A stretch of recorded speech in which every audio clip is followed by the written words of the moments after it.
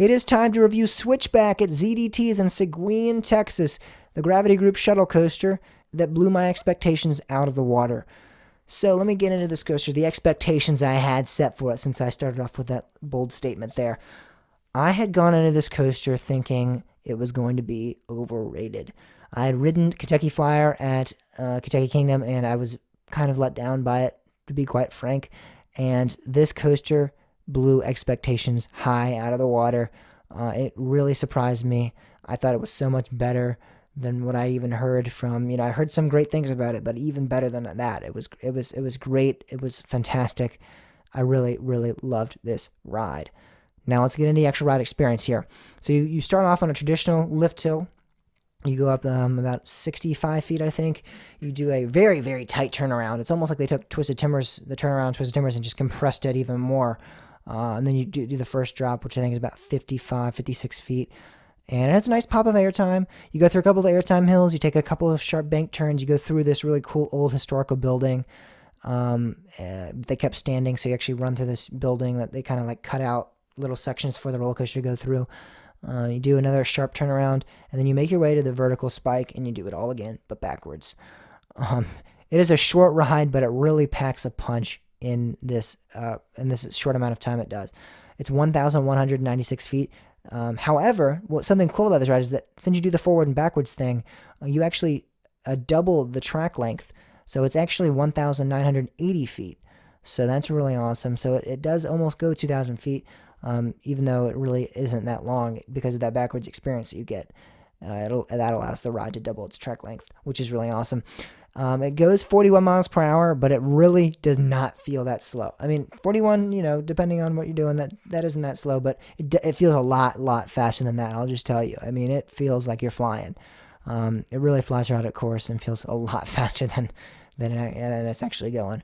It has some very good laterals and some awesome moments of airtime.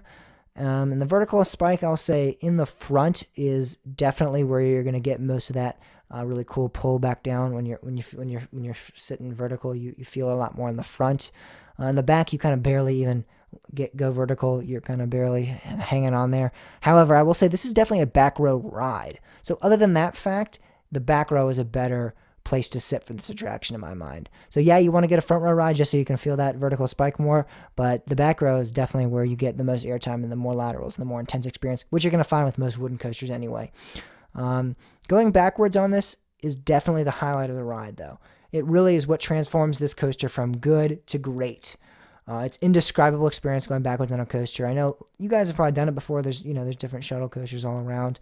But this one has like the full course, so you actually get to go through the full course backwards, and that is something that I've never really done before, and it really was awesome, and it really was crazy. Backwards airtime and laterals are insane, and no matter how many times you ride, you don't know what's going on. I mean, I rode it almost 10 or 15 times, and I still was bamboozled every single time I got off. I was like, wow, that was crazy. That was great. I never really got used to the ride, and that's something great. That's something that you could live in Seguin, Texas. You could ride this ride every day, and I think you'd still be completely shocked every time you got off just by how crazy and how awesome it is.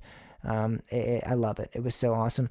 And the really funny thing about this ride, before I actually rank it, is that you're driving through this rural area of Texas, and all of a sudden you just see a 60-foot wooden coaster standing up. So you're just driving through, you see businesses and houses and all this kind of stuff. And then you just like, oh, there's a 60-foot wooden coaster. I guess we're here now. And you walk in, and there's no really entrance for this ride. It just kind of has a ramp, and you kind of walk up the ramp and get on and get into the station.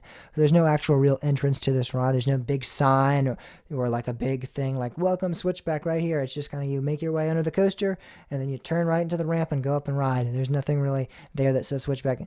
But I really do like the trains on this ride. You think for such a small park they might have opted to not get the special trains. But they really blew that out of the water. It really looks awesome. They're really detailed, and they're old like 1900s trains. So the train is a train. The train of the coaster is an actual train. So it's really cool what they did with that. And this ride is fantastic, and it really surprised me. I'm gonna give it a 9 out of 10 on my ranking scale here. I really enjoyed it. It made my top 25. It's one of my favorite wooden roller coasters, and it really surprised me. So No matter what, if you're in San Antonio, if you are going to the Parks Fiesta Texas and SeaWorld San Antonio, and you don't hit ZDTs, you're missing out on a great ride. So I would highly recommend getting to ZDTs whenever you're in that area and checking it out, because it is not a ride you want to miss.